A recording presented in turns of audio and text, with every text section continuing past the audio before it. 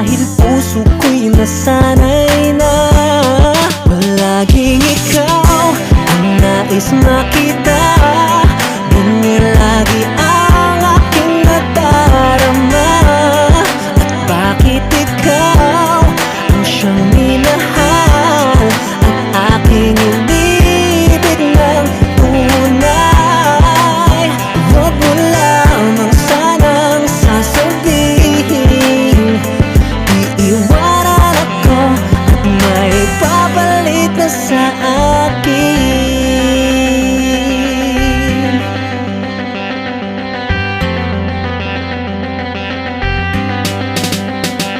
Huwag